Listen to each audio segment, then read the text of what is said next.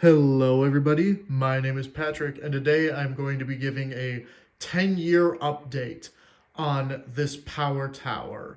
Now, I initially got this from Dick's Sporting Goods for $150, and we're just going to see how it's held up over a decade of use.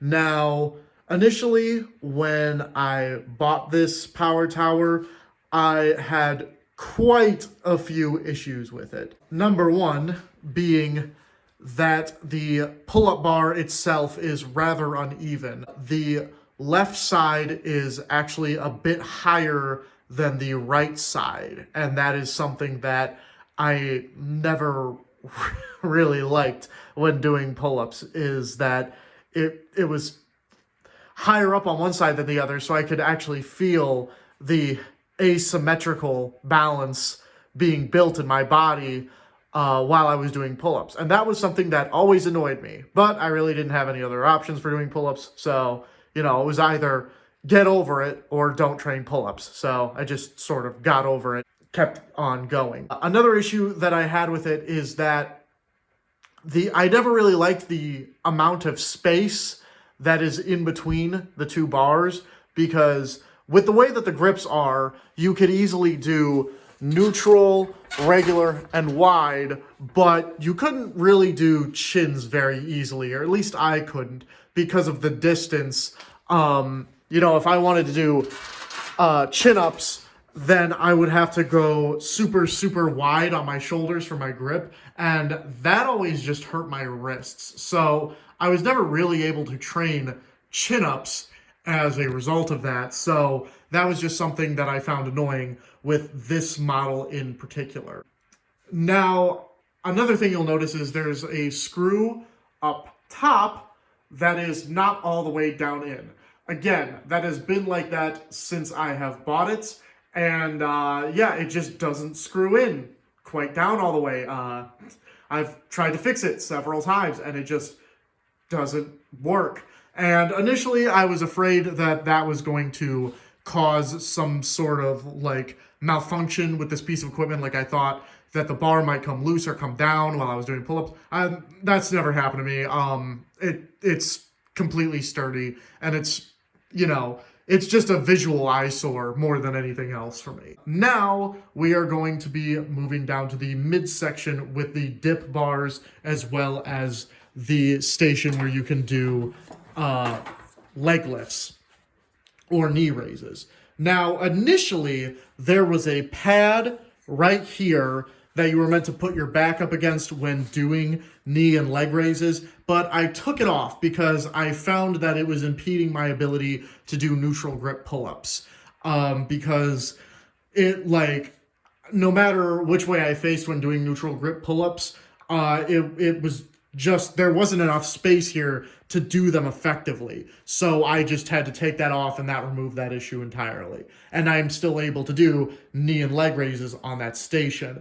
And that's all that's really said to be there. This knee and leg raise station functions perfectly fine with or without the pad, and in fact better without the pad, because then I'm able to do neutral grip pull-ups. Now, onto the actual parallel bars for dips. I mentioned before about how the pull-up bar was uneven. These are uneven as well, and that is because this bar is actually more solid than this bar, which wriggles around like this. And what this causes is, again, a sort of asymmetrical feeling when doing dips. And the reason why is because this one is steady and it doesn't move when I put my weight on it. But this one goes down harder. And so as a result, I can feel that I'm sort of facing this way as I'm going to do dips. And I've tried to correct it with grips and stuff, and it doesn't work. So again, I had to either just deal with it or not train the movement, and so I just dealt with it. I noticed as a result of this, a lot of my muscles have sort of developed asymmetrically, but I've just sort of learned to deal with it at this point. But another thing I want to talk about is, since this one is so loose, I was always sort of afraid that eventually, similar with the pull-up bars, that this would come down and I would get injured or something. And that's never been the case. Another thing to note about the power tower, guys, is that it says that you can do dips and pull-ups on it, and it can hold up to 300 pounds. And while I've never tested that full 300-pound weight limit, I have done pull-ups and dips with up to 90 pounds strapped to my body, and it always felt just as sturdy as when I was doing body weight, so I never had to worry about the issue that it may come down on me. So, problem with the dip bars is that they are not even, similar to the pull-up bar, but it functions, it works, and I am able to do, heavy weighted pull-ups and dips on them, and, achieve results that way. Now we're on to the final part of the Power Tower, guys, and that is the push-up station. Now, this push-up station has been a piece of shit always and forever for a couple of reasons. One, this is my fault, but at some point I lost the screws that connect this bar to the space that it goes into, but I never really cared anyway because I never used this for push-ups. And the reason for that is because of the angle that these bars are at. They were always at like sort of a wide angle, but also tilted, so my hands were at sort of like this angle, but extremely wide out.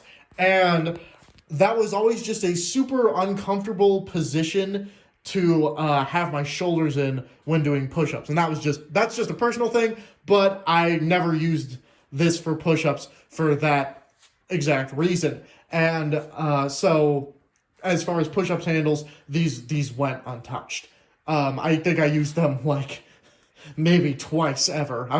I used it once, and then I was like, oh, maybe next time. And I used it again, I was like, never again. So, not much I can say about the push-up handles, guys. So, all in all, what do I have to say about this Power Tower?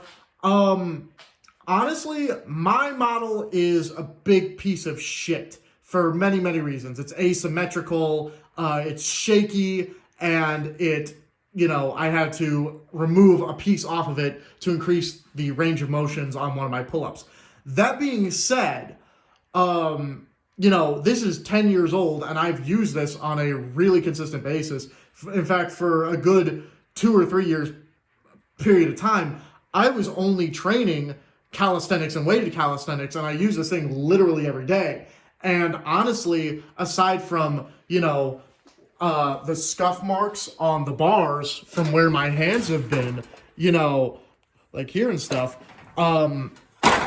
this machine is largely unchanged. Like, every problem I had with it was there since the day I bought it. And it has stayed identical pretty much for the last 10 years. So honestly, I would heavily, heavily, heavily recommend you get a Power Tower, just not this model, which I don't think would be a problem because I have not seen this model literally anywhere else. I don't even know of another person who owns this specific model of Power Tower. But as far as Power Towers in general, I can only speak to the quality of them because even though this one is a piece of shit, it has held up to be exactly the same over a 10-year span of me using it. So I can see no better investment of your money. All right, guys, I've been Patrick, and I'll see you next time.